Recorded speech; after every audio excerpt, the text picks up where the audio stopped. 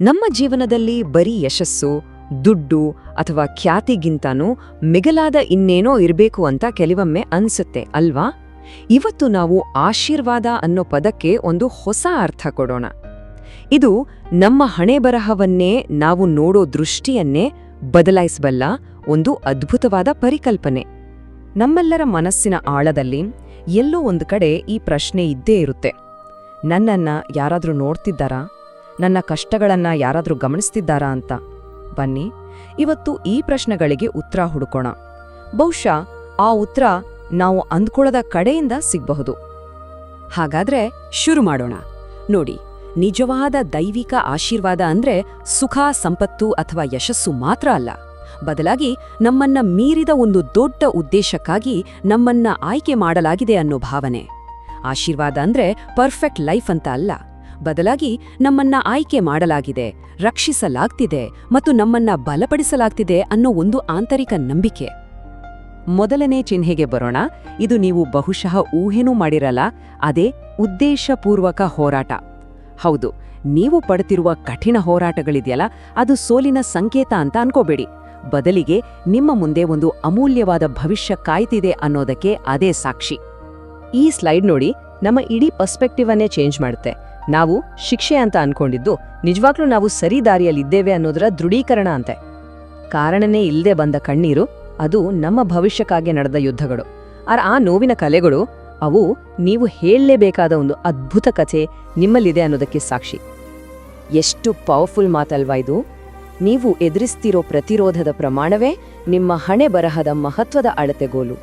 ಅಂದ್ರೆ ನಮ್ಮ ಕಷ್ಟಗಳು ಇನ್ಮೇಲೆ ಪ್ರಾಬ್ಲಮ್ ಅಲ್ಲ, ಬದಲಿಗೆ ನಮ್ಮ ದೊಡ್ಡ ಗುರಿಯ ದೃಢೀಕರಣ. ಇದು ನಮ್ಮ ಕಷ್ಟಗಳನ್ನ ನೋಡೋ ದೃಷ್ಟಿಯನ್ನೇ ಬದಲಾಯಿಸುತ್ತೆ. ಎರಡನೇ ಚಿಹ್ನೆ ಪವಿತ್ರ ಹಸಿವು. ಎಲ್ಲವೂ ಇದ್ರೂ ಇನ್ನೇನೋ ಮಿಸ್ಸಿಂಗ್ ಅಂತ ಫೀಲ್ ಆಗಿದ್ಯಾ? ಜಗತ್ತಿನ ಯಾವುದೇ ವಸ್ತು ತುಂಬಲಾರ್ದ ಒಂದು ಖಾಲಿ ಜಾಗ. ಆ ಭಾವನೆಯ ಬಗ್ಗೆನೇ ನಾವು ಮಾತಾಡ್ತಿರೋದು. ಆ ಖಾಲಿ ಜಾಗ ಇದೆಯಲ್ಲ, ಅದೊಂದು ಮಿಸ್ಟೇಕ್ ಅಲ್ಲ, ಅದನ್ನ ನಮ್ಮೊಳಗಿಟ್ಟಿರೋ ದೇವರ ಹೆಬ್ಬೆರಳು ಗುರುತು ಅಂತ ಹೇಳಲಾಗುತ್ತೆ. ಅಂದ್ರೆ ನಾವು ಬರೀ ಭೌತಿಕ ಸುಖಗಳಿಗಾಗಿ ಹುಟ್ಟಿಲ್ಲ, ಅದಕ್ಕಿಂತ ದೊಡ್ಡ ಆಳವಾದ ಸಂಪರ್ಕ ಮತ್ತು ಉನ್ನತ ಉದ್ದೇಶಕ್ಕಾಗಿ ನಮ್ಮನ್ನ ಸೃಷ್ಟಿಸಲಾಗಿದೆ ಅನ್ನೋದರ ಸಂಕೇತ ಇದು. ಈ ಹಸಿವು ಇದೆಯಲ್ಲ, ಇದು ನಮ್ಮ ಲೈಫ್ ಗೋಲ್ಸ್ನೇ ಚೇಂಜ್ ಮಾಡಿಬಿಡುತ್ತೆ. ಬರೀ ಒಳ್ಳೆ ಜೀವನ ಬೇಕು ಅನ್ನೋದ್ರಿಂದ ದೇವರ ಜೊತೆ ಹೊಂದಾಣಿಕೆಯಾಗುವ ಜೀವನ ಬೇಕು ಅಂತ ಅನ್ಸಲು ಶುರುವಾಗುತ್ತೆ. ಯಶಸ್ಸಿನ ಹುಡುಕಾಟ ಉನ್ನತ ಉದ್ದೇಶದೊಂದಿಗೆ ಹೊಂದಾಣಿಕೆಯ ಹುಡುಕಾಟ ಆಗುತ್ತೆ. ಬರೀ ಮದುವೆಯ ಆಸೆ ಹಣೆಬರಹದ ಪಾಲುದಾರರ ಹುಡುಕಾಟವಾಗಿ ಬದಲಾಗುತ್ತೆ. ಈ ಮೂರನೇ ಚಿಹ್ನೆ ಬಹುಶಃ ಕೇಳೋಕೆಲ್ಲಕ್ಕಿಂತ ಹೆಚ್ಚು ನೋವು ಕೊಡಬಹುದು. ಇದು ರಕ್ಷಣಾತ್ಮಕ ಪ್ರತ್ಯೇಕತೆ. ಅಂದ್ರೆ ನಾವು ಉಳಿಸ್ಕೊಳ್ಳೋಕೆ ಎಷ್ಟೇ ಪ್ರಯತ್ನ ಪಟ್ರೂ ನಾವು ಪ್ರೀತಿಸೋ ಕೆಲವು ಜನ ನಮ್ಮ ಜೀವನದಿಂದ ದೂರ ಆಗೋದು. ಈ ದೃಷ್ಟಿಕೋನ ಪ್ರಕಾರ ಆ ನೋವಿನ ಅಗಲುವಿಕೆ ರಿಜೆಕ್ಷನ್ ಅಲ್ಲ, ಬದಲಿಗೆ ಅದು ನಮ್ಮನ್ನ ಪ್ರೊಟೆಕ್ಟ್ ಮಾಡಕ್ ಬಂದಿದ್ದು. ಬಹುಶಃ ಆ ವ್ಯಕ್ತಿ ನಮ್ಮ ಭವಿಷ್ಯಕ್ಕೆ ಸರಿಹೊಂದೋದಿಲ್ಲ ಅಂತ, ನಮ್ಮ ಹಣೆಬರಹವನ್ನ ರಕ್ಷಿಸೋಕೆ ದೈವವೇ ಮಾಡಿದ ಒಂದು ಕರುಣೆಯ ಕೆಲಸ ಆಗಿರಬಹುದು ಅದು. ಮತ್ತಿದು ಸುಮ್ನೆ ರ್ಯಾಂಡಮ್ ಆಗಿ ಆಗೋದಲ್ಲ. ಇದೊಂದು 4 ಹಂತದ ಪ್ರಕ್ರಿಯೆ.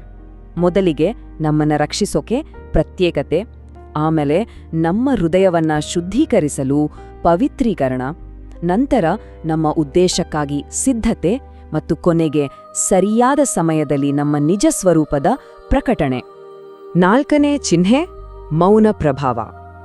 ಇದು ಅಟೆನ್ಷನ್ ಸೀಕ್ ಮಾಡೋದಲ್ಲ, ಬದಲಿಗೆ ಯಾವುದೇ ಪ್ರಯತ್ನ ಇಲ್ಲದೆ ನಮ್ಮ ಇರುವಿಕೆಯಿಂದಲೇ ನಮ್ಮ ಸುತ್ತಮುತ್ತಲಿನ ಜನರ ಮೇಲೆ ಮತ್ತು ಪರಿಸ್ಥಿತಿಯ ಮೇಲೆ ಪಾಸಿಟಿವ್ ಪರಿಣಾಮ ಬೀರೋ ಒಂದು ಶಕ್ತಿ.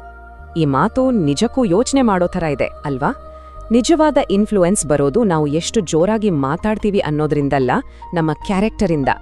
ನಾವು ಯಾರು ಅನ್ನೋದು, ನಾವು ಏನ್ ಹೇಳ್ತೀವಿ ಅನ್ನೋದಕ್ಕಿಂತ ಹೆಚ್ಚು ಜೋರಾಗಿ ಮಾತನಾಡುತ್ತೆ. ಮತ್ತು ಇದು ಸುಮ್ಮನೆ ಮಾತಿಗಲ್ಲ, ಇದರ ಎಫೆಕ್ಟ್ಸ್ ರಿಯಲ್ ಆಗಿ ಕಾಣುತ್ತೆ.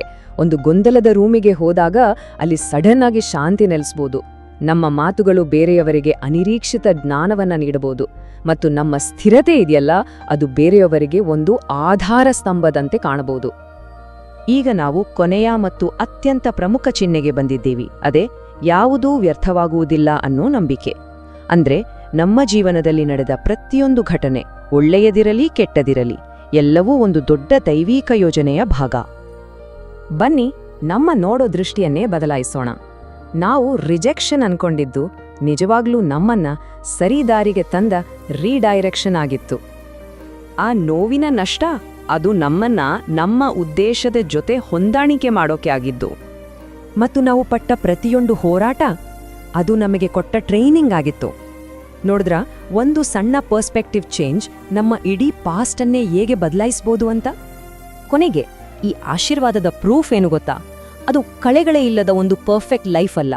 ಪ್ರೂಫ್ ಇರೋದು ಇಷ್ಟೆಲ್ಲ ಆದ್ಮೇಲೂ ನಾವು ಇವತ್ತಿಗೂ ಸರ್ವೈವ್ ಆಗಿರೋದ್ರಲ್ಲಿ. ಆ ಕಲೆಗಳು ಸೋಲಿನ ಸಂಕೇತಗಳಲ್ಲ, ಅವು ನಮ್ಮ ವಿಜಯದ ಕಥೆಗಳು. ನಾವು ಇನ್ನೂ ನಿಂತಿದ್ದೇವೆ ಅನ್ನೋದೇ ಎಲ್ಲಕ್ಕಿಂತ ದೊಡ್ಡ ಸಾಕ್ಷಿ. ಮತ್ತು ಇದು ನಮಗೆ ಒಂದು ಅದ್ಭುತವಾದ ಭರವಸೆ ಕೊಡುತ್ತೆ. ನಾವು ಅನುಭವಿಸಿದ ಎಲ್ಲಾ ನೋವು, ಸುರಿಸಿದ ಕಣ್ಣೀರು ಮತ್ತು ಪಟ್ಟ ಹೋರಾಟಗಳು ಕಥೆಯ ಅಂತ್ಯವಲ್ಲ. ಅವು ನಮ್ಮ ಅದ್ಭುತ ವಿಜಯದ ಕಥೆಯನ್ನ ಕಟ್ಟುತ್ತಿರೋ ಬಿಲ್ಡಿಂಗ್ ಬ್ಲಾಕ್ಸ್. ಈ ಒಂದು ಕೊನೆಯ ಆಲೋಚನೆಯೊಂದಿಗೆ ಮುಗಿಸೋಣ. ದೈವಿಕ ಆಶೀರ್ವಾದದ ಅತ್ಯಂತ ಶಕ್ತಿಶಾಲಿ ಚಿಹ್ನೆ ಯಶಸ್ಸಿನ ಕಿರೀಟವಲ್ಲ, ಅದು ನಮ್ಮ ಬದುಕುಳಿಯುವಿಕೆಯ ಕಥೆ. ಇದು ನಮ್ಮ ಸಾಧನೆಗಳಿಗಿಂತ ಹೆಚ್ಚಾಗಿ ನಮ್ಮ ಸಹಿಷ್ಣುತೆಗೆ ಬೆಲೆ ಕೊಡುತ್ತೆ.